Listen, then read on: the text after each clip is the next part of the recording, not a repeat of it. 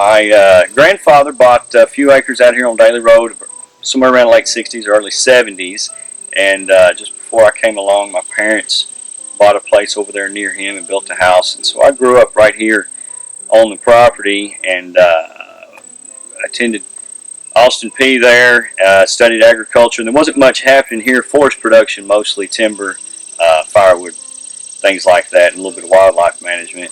My wife and I met in college and decided that we wanted to be back out here, and in the meantime had been discussing with the granddad the idea of raising Christmas trees or doing something with the property, and Christmas trees seemed to be a good fit, kind of with the way our land fell and the skills that we had and equipment we had access to.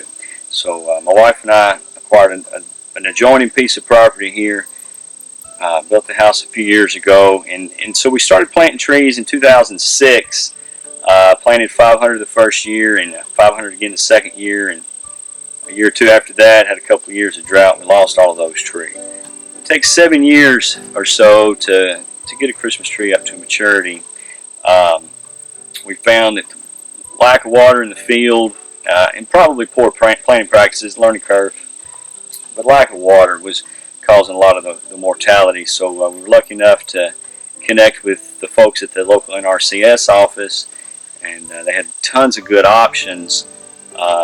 One of the best being the high tunnel here and irrigation to go along with it. So now our program is to put the seedlings in the hoop house. The act of actually planting the tree is a little bit more controlled. We can be a little bit more careful and more precise with that, so that we ensure the roots are under the soil and not in the atmosphere. And with the soil mix that we use, there's very, very little chance of having air pockets. So that eliminates most chances for damage to roots. And then the fact that we can precisely control the water and the nutrients, we get more nutrients to the roots of the trees, where when they're in the fields, they're competing with ground cover, grass and whatnot. And sometimes in the fields, we're just broadcasting fertilizer. Where here, the young seedlings, we can get the fertilizer straight to the roots. So we do feel like we get a boosted growth. And of course, with the extra long growing season in the high tunnel, the trees are showing tremendous growth, almost twice what the similar seedlings would show in the field. When we moved out here, our three daughters were about 12, 7, and 5, and we had lived in town, and their interest at that point was pretty much just soccer and cheerleading. We got out here and got a little bit of space. They took a great interest in 4-H, and they've been showing steers, lambs, chickens, all for 4-H, and they have some goats, a donkey. They've really taken a lot of interest and ownership in those projects. So one of the challenges we found the first year there with water and the livestock was the freezing water in the winter, chopping ice, and we didn't really want our little girls out there hitting the ice with an axe.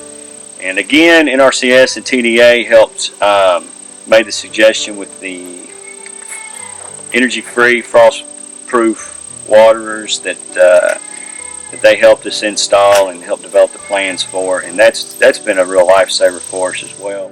They have access to the waterers in every pen. We've developed the pens and the fencing situation where the animals, no matter where they are, have access to at least one ball on the waterer.